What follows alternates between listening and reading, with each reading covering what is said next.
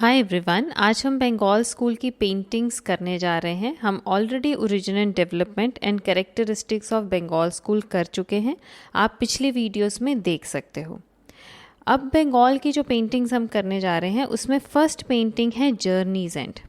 ये often repeated question है जो बहुत बार एग्जाम में आ चुका है, सो इसलिए कहूँगी कि ध्यान से समझिएगा। अब कोई भी पेंटिंग लिखने से पहले मैं हमेशा कहती हूँ कि कुछ पॉइंट्स हैं जो आपके टिप्स पर होने चाहिए। अब वो पॉइंट्स कौन से हैं? First one is the title of the painting journeys and. Second, artist name Abanindranath Tagore, क्योंकि आपसे ये पूछा जा सकता है कि अवनींद्रनाथ टैगोर की कोई पेंटिंग लिखें या जर्नीज एंड किसने बनाई है, उन आर्टिस्ट का नाम बताएं। Medium water colour on paper. Technique tempera and wash, क्योंकि आपको पता है बंगाल की सब पेंटिंग्स वॉश टेक्निक में बनी हैं। And period Bengal school. Collection, इस वक्त ये पेंटिंग कहाँ पे है? That is the national gallery of modern art, new Delhi. अब नेक्स्ट पॉइंट जो हम समझें वो है सब्जेक्ट मैटर, कि किस टॉपिक पर ये पेंटिंग बनी है, जो कि पेंटिंग को ना आपको देखते ही समझ आ रहा है। Tired and overloaded camel on the edge of death. इस पेंटिंग में कैमल की लाइफ की फाइनल जर्नी को रिप्रेजेंट किया गया है। और एक बात, ये एक सिंबॉलिक पेंटिंग है। इस पेंटिंग के थ्रू आर्टिस्ट ने जानवर की तुलना इंसान की ज़िंदगी से भी करनी चाहिए। ह्यूमन लाइफ की भी रिफ्लेक्शन है इस पेंटिंग में। वो कैसे है ये मैं आपको डिस्क्रिप्शन में समझाऊंगी। सो अब हम बात करते हैं डिस्क्रिप्शन की या कॉम्पोजिशनल अरेंजमेंट की। कॉम्पोजिशनल अरेंजमेंट मीन्स कि किस तरह से पेंटिंग को कंपोज किया गया है। अब एक और बात, ये जो पेंटिंग अवनींद्रनाथ टैगोर की है ये उनका एक मास्टरपीस है और सबसे पहले ये बंगाली मैगज़ीन प्रवासी में प्रकाशित हुई थी। इसमें आप देख सकते हैं, अब पेंटिंग को ध्यान से देखिएगा, इसमें आप देख सकते हो कि एक कैमल है जो गिरने ही वाला है और उधर से सूर्य अस्त होने का समय, और वो अपनी अंतिम सांसें ले रहा है। पीठ पर बहुत बोझ लदा हुआ है जो कि उसकी क्षमता से कहीं ज़्यादा है, मतलब जितना उसकी कैपेसिटी है उससे ज़्यादा सामान उसने ढो रखा है ऊपर। जो बोझ वो इतने सालों से अपने मालिक के लिए उठा रहा था वो अभी भी उसकी पीठ पर ही है। चेहरे पर अगर आप फेशियल एक्सप्रेशंस देखें तो पीड़ा के भाव हैं। आधी खुली हुई आंखें हैं, निढाल थका हारा। पूरी एनिमल एनाटॉमी से हमें उसके इस शरीर की यात्रा का अंत साफ दिख रहा है। बैकग्राउंड में अगर हम देखें तो सूर्य अस्त हो रहा है, सनसेट दिखाया है जो कि रेड येलो ब्राउन्स में दिखाया गया है, विच clearly symbolizes the end of journey through the end of the day. एक तरफ लाइफ को ख़त्म होते हुए और दूसरी तरफ सूर्य को अस्त होते हुए दिखाया है। फोरग्राउंड में देखें तो नीचे की तरफ आते आते डार्क टोन्स यूज़ की गई हैं और जहाँ कैमल गिर रहा है ना वहाँ पत्थर हैं, स्टोनी ग्राउंड है जो कि ब्लू टोन में दिखाया गया है।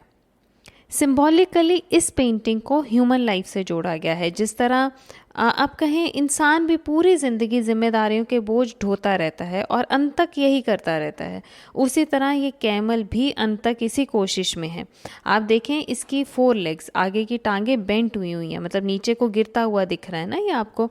नेक ज़मीन से जुड़ी है, बॉडी हाँफती हुई है, फिर भी ये कैमल पूरी हिम्मत और साहस और इस उम्मीद के साथ उठने का प्रयास कर रहा है जो, क्योंकि वो आपको फेस से दिख रहा होगा, थोड़ा सा फेस उसने ऊपर को उठा रखा है, वहाँ से हमें लगता है ये फिर से उठने की कोशिश कर रहा है। और जो सामान उसकी पीठ पर है उस सामान को कोई नुकसान ना हो, उसकी पूरी कोशिश इस पर है एंड तक भी। और यही इंसान भी करता है कि जो जिम्मेदारियाँ हैं वो अंत तक निभाता है। अब स्पेशलिटी देखें कि पेंटिंग के selection of colour is in the harmony with the subject, कि जिस तरह के रंग हैं आप देखिए थीम के हिसाब से रंग लगाए गए हैं, जो मैं बार बार कह रही हूँ। सूरज को ढलते हुए उसके ग्लो को मध्यम पड़ते हुए दिखाया है और साथ ही इस कैमल की जर्नी को भी ख़त्म होते हुए दिखाया है। और इतनी डिटेलिंग जो एनिमल एनाटॉमी की है वो आर्टिस्ट की कीन ऑब्जर्वेशन, इंटेंस स्टडी और मास्टरी को दिखाती है, जो कि एक्सेप्शनल है।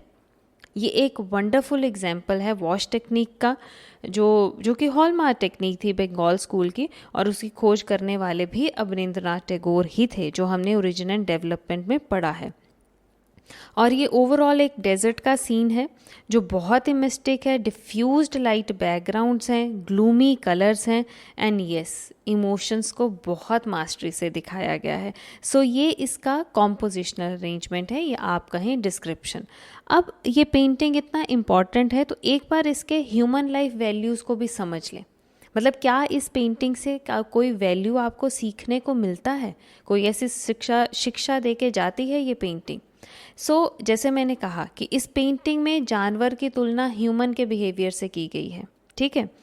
अब जो मालिक है वो बहुत स्वार्थी है, पीठ पर लदा इतना सामान, मालिक द्वारा कैपेसिटी से ज़्यादा लिया जा रहा काम उसके जुल्मों का प्रतीक है। फिर भी ये जानवर अंत तक अपने मालिक के प्रति वफादार बना रहता है। हम कह सकते हैं कि इस पेंटिंग में जो वैल्यूज़ हमें सीखने को मिलती हैं, पहली कि हमें जानवरों के प्रति क्रूअल नहीं होना चाहिए, master should be kind and caring towards the animals.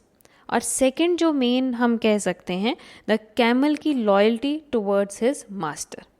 ये ह्यूमन लाइफ वैल्यूज़ हैं। आप एक बारी दोबारा पेंटिंग को अच्छे से पढ़ें, एंड यस जो फर्स्ट 6 पॉइंट्स हैं वो आपके टिप्स पर होने चाहिए। फिर आपको सब्जेक्ट मैटर का नॉलेज होना चाहिए कि किस टॉपिक पर बनी है, then description and composition, and step by step head to toe painting को एक्सप्लेन करें। अगर आप पहले मेन कैरेक्टर पे हैं तो उसके पूरे कैरेक्टरिस्टिक्स बताएं कि किस पोजीशन में है, कहाँ प्लेसमेंट है, एक्सप्रेशंस कैसे हैं, अनॉटमी कैसी है, देन बैकग्राउंड, फिर foreground, and then overall impression जो भी आप पेंटिंग का एक्सप्लेन करना चाहें। इस तरह से आपने पेपर में भी पेंटिंग लिख के जानी है point wise. This is all about the journeys and.